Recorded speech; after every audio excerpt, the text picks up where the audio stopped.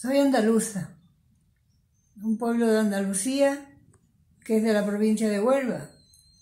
Y el estilo aquí campesino, recordando mis tiempos antiguos, que ya soy bastante mayorcita, pues resulta de que mi padre me llevaba de siembra a lo nuestro, me llevaba otras veces a cortar uvas, otras veces a la recogida de aceitunas, que con las mañanas de frío salían los padrastros en los dedos, y la verdad era una manera de coger la aceituna bastante dura.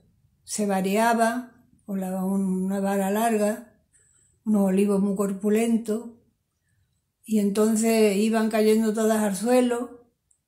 Lo que hacían el vareo eran los hombres. Algunas veces también le daban un revuelo fardeaban los olivos para que, si la aceituna estaba más madura, se cogía antes. Y entonces yo de chiquilla sí me ponía en tarea con mi hermano, que tenía un canastillo de caña o de vareta, de olivo también había otro, y nos poníamos los dos de acuerdo a ver quién lo llenaba antes. Siempre me ganaba cogiendo la aceituna, los dedos más endurecidos del trabajo. Yo no iba todos los días, iba nada más cuando eran cosechas de importancia, de importancia dentro de un mundo más bien no muy subido de nivel. Y me refiero a los subidos de nivel porque eran tierras pobres, sacadas de los terrenos del Estado. Y, en fin, había días que eran muy agradables, cuando cogía mi padre el mulo y iba arando, y detrás del surco humedecido iba regando las semillas, dependía de la que fuera. Si era habas, mi hermano era el que iba delante y echaba unas 4 o 5 habas, y yo le echaba el abono, pero siempre me decía: procura, María, que no caiga el abono encima de la haba, porque le sirve a ella cuando va creciendo las raíces y eso, pero al principio la quemaría si le cae encima. Bueno, dejamos esto y seguiremos otro ratito, ¿no? Cuenta como el trayecto del camino. El trayecto del camino pues lo hacíamos en burra. Teníamos una burra bastante grande, que la compraba siempre la compraba grande, que una vez le oí decir a mi padre que la compraba para que hiciera pareja con el mulo, para cuando se le ponía el arao grande, yo no estoy muy segura, me parece que le llamaban el medio mundo, o el medio mundo fue el arao que vino después, que era más ligero y llevaba una sola bestia.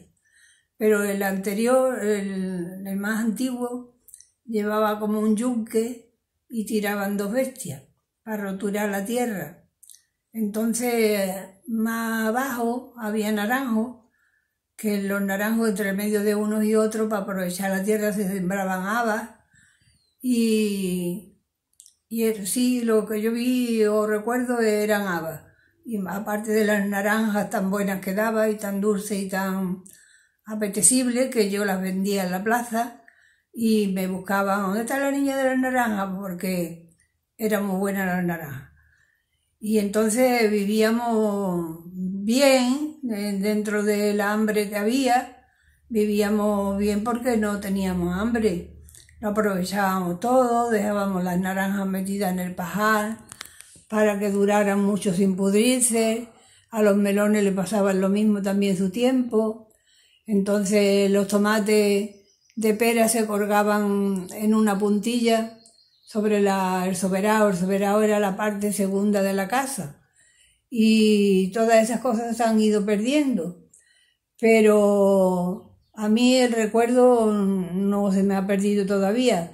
Por eso mi hijo, hoy que estamos aquí en la intimidad, ha dicho: cuenta algo. Bueno, si os gusta, ya seguiré contando algo más. Hasta mañana o otro día. cómo se iba ustedes al campo en la burra y qué tiempo echaba. Bueno, lo de la burra le ha gustado a mi hijo porque ahora se va en la cañada, una tierra de cañada, pero aquí siempre se le ha llamado la cañada. Y salíamos por la mañana sobre las 9 de la mañana y llegábamos allí a las 11, 2 horas de camino. A mí me montaban en la burra, o yo me montaba allá, la acercaba a un vallado de la Madrecilla de Santiago, la acercaba y ya me montaba sobre la burra. Y mi hermano se montaba sobre el mulo y mi padre solía ir andando, le gustaba ir andando ratos en el camino y nos turnábamos, pero la niña de la burra era siempre yo.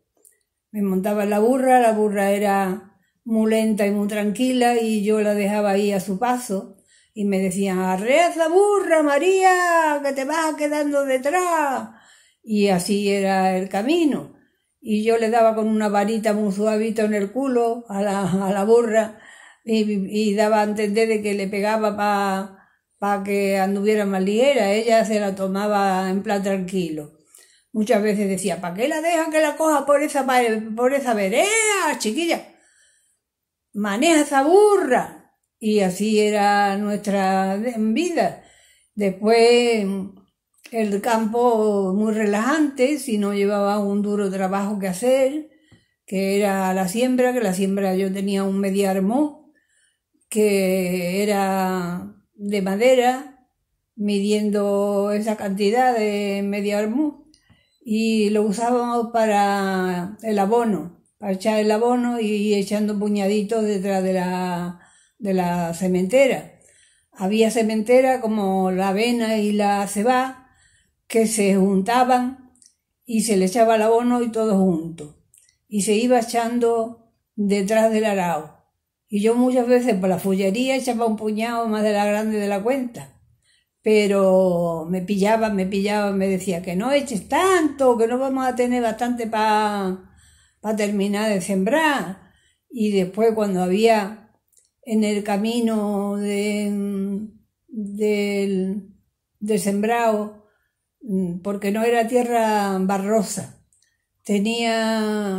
había una grieta, por ejemplo, de barro, un pellón de barro, y yo lo cogía y lo ponía sobre el brocal del pozo. Y cuando ya terminaba mi faena, pues resulta que me dedicaba a hacer pastores, la Virgen. El niño no lo hacía, era para el Belén de mi casa, a mí misma.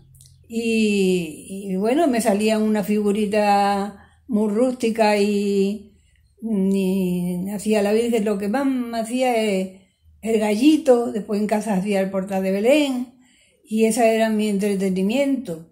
Cogía musgo de los vallados y llegaba a casa, papá, yo quiero hacer una zambomba. Bueno, pues un carrizo de esos de hacer una zambomba. No la hice nunca logré hacer la zambomba. Se quedaba en decir, la zambomba era una tinaja, que seguirá haciéndose así en muchos sitios.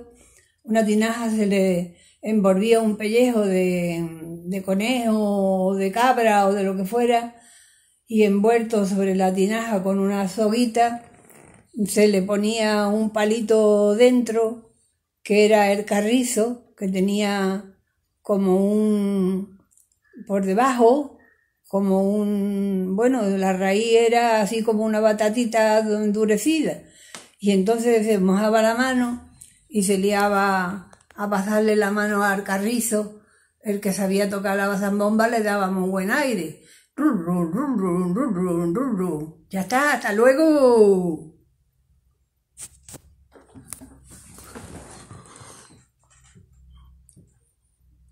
Está muy oscuro.